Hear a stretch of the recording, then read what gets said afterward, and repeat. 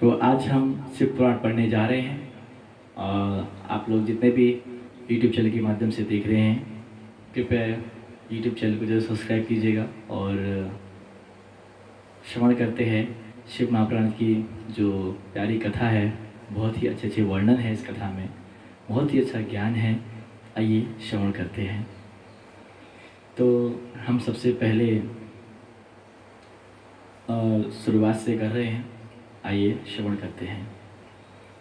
सूत जी द्वारा शिव पुराण की महिमा का वर्णन। 88,000 ऋषियों का प्रतिनिधित्व करने वाले श्री सोनक जी ने व्यास जी के प्रिय शिष्य सूत जी से विनय पूर्वक प्रश्न किया, प्रभु कृपा करके यह बताइए कि भक्ति ज्ञान और वैराग्य से जो अच्छे विचारों का जन्म होता है वह विचार किस प्रकार दृढ़ हो सकते हैं।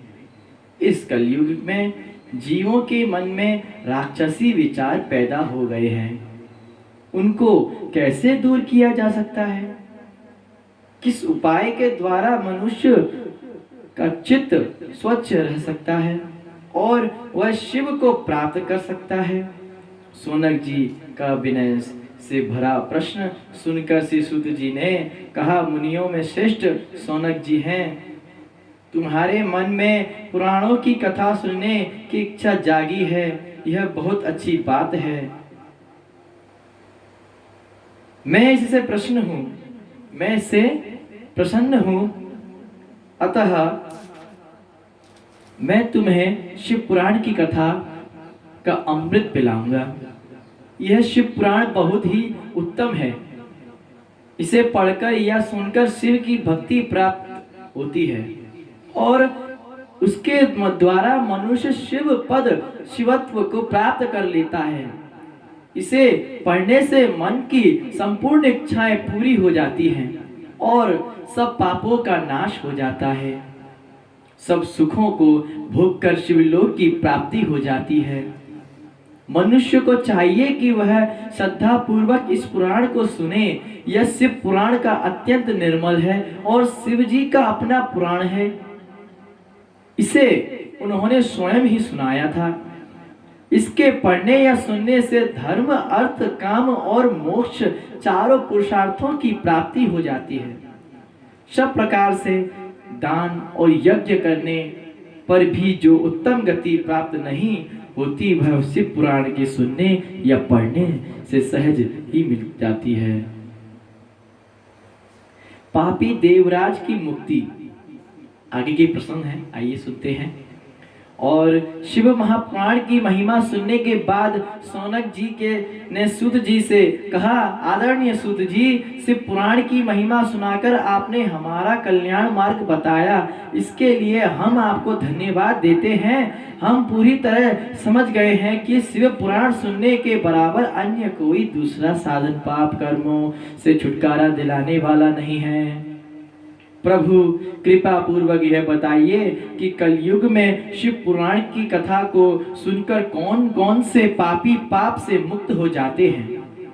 सूत जी बोले, प्रिय सोनक, जो मनुष्य पापी दुराचारी दुष्ट और काम और क्रोध से सदा डूबे रहते हैं वे सब इस पुराण की कथा सुनकर पाप से मुक्त हो जाते हैं। उदाहरण के रूप में मैं तुम्हें एक दृष्टांत सुनाता हूं, ध्यान से सुनिए। किरातों का एक नगर था, वहां एक ब्राह्मण रहता था। उसका नाम था देवराज। क्या नाम था? देवराज। देवराज बहुत अज्ञानी था।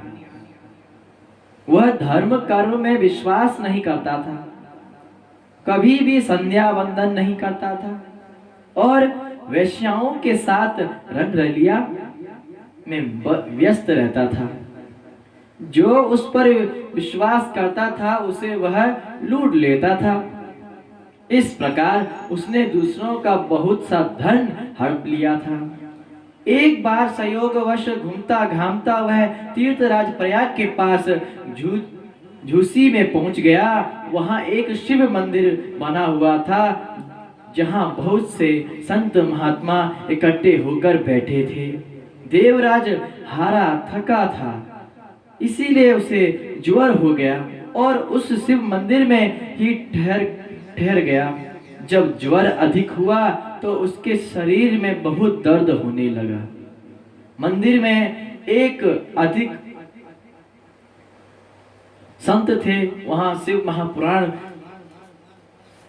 का अध्ययन चल रहा था और संत महाराज वहां पे उनको शिव महापुराण सुना रहे थे। तभी वो भी ज्वर के कारण उस मंदिर में जाके आराम करने लगा।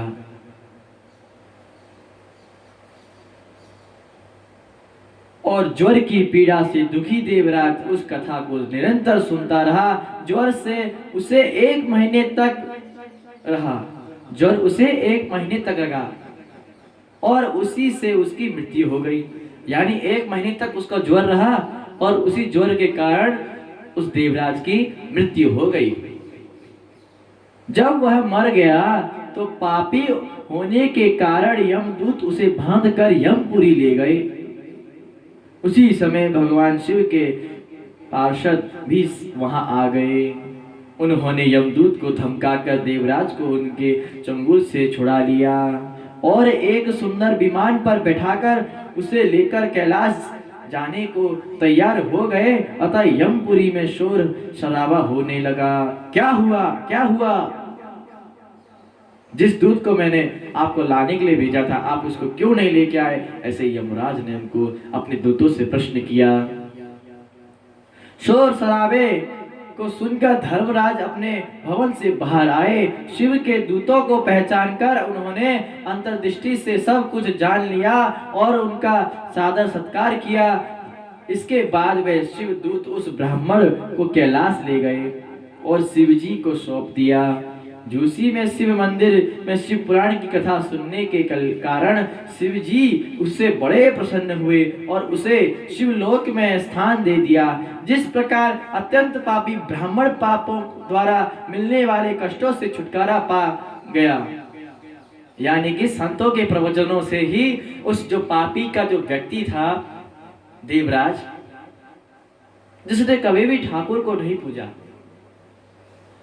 जिसने कभी भी संध्या वंदन नहीं की, जिसने कभी भी भगवान के मंदिर में नहीं गया, कभी भी आरती पूजा अर्चना व्रत आदि तप यज्ञ होम दान पुण्य ये सारे कार्य नहीं किए, ऐसे व्यक्ति का भी शिव महापुराण सुनने से उद्धार हो जाता है। बोलो शिव महापुराण की जय। अब दुराचारी बिंदु पापी देवराज के उद्धार की कथा सुनकर सोनक जी बड़े प्रसन्न हुए और कृतज्ञ प्रकट करते हुए सूत जी से कहने लगे, सूत जी आपने जो दृष्टांत सुनाया उसे सुनकर मैं कृतार्थ हो गया। कृपया शिव के प्रति प्रेम उत्पन्न करने वाली कोई अन्य कथा सुनाकर कृतार्थ कीजिए। ब्राह्मण की सलाह का चंचुला ने बहुत आभार माना और उनसे शिव कथा सुनने की प्रार्थना की। ब्राह्मण ने उसका अनुरोध स्वीकार कर लिया और विधि विधान के अनुसार एकाग्र मन से चंचुला ने शिव पुराण की कथा सुनी। शिव जी के ध्यान में वह पूरी तरह डूब गई और उसी स्थिति में उसका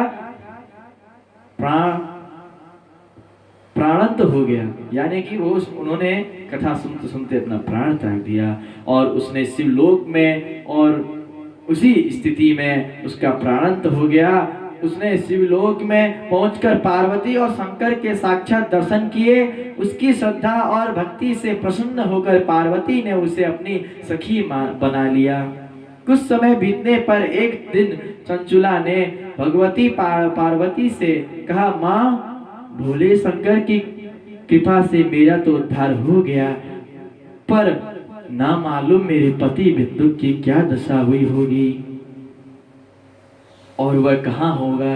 पार्वती ने उसे बताया कि बिंदु नरक के अनेक सहज कष्टों को भोगने के बाद उस समय पिशाच योनि में पड़ा हुआ है, पाप कर्मों का फल भोग रहा है। यह सुनकर चंचुला बेचैनी अनुभव करने लगी और याचना भरे स्वर में पार्वती से अनुनय करने लगी, माँ किसी प्रकार मेरे पति को पिशाच योनि से मुक्त करने की कृपा कीजिए। माता पार्वती ने तंबुरु नामक एक गंधर्व को बुलाकर कहा, तुम विंध्याचल पर जाकर पिशाच योनि में पड़े बिंदुक और को शिव पुराण सुनाकर उसका उद्धार करो। पार्वती जी की आज्ञा से तंबुरु विंध्याचल पर गया और उस शिव पिशाच को बलपूर्वक अपने पास बैठाकर शिव पुराण की कथा सुनाने लगा। शिव कथा को सुनने के लिए और भी बहुत से श्रद्धालु आ गए। तंबुरु से शिव कथा सुनकर वे सभी कृत्य हो गए और बिंदुक भी पिशाच योनि से मुक्त हो गया। जब वह हर समय शिव जी की स्तुतियां पढ़ने लगा और गाने लगा और अपने प्रति उसकी ऐसी भक्ति को देखकर भगवान शंकर ने उसे अपना गढ़ बना लिया। समय आने पर पार्वती की सखी चंचुला और शिवजी का गण बिंदु दोनों अत्यंत आनंदित हुए। तो ये थे शिव महापुराण की कथा और आगे की कथा हम पढ़ने जा रहे हैं। शिव पुराण सुनने की विधि एवं नियम ये हम आपको अगले समय में अगले अध्याय में हम आपको सुनाएंगे। इसी के साथ हम आपसे विदा लेते हैं। राधे राधे। जय श्री राधे श्याम। जय श्री वृंदावन धाम।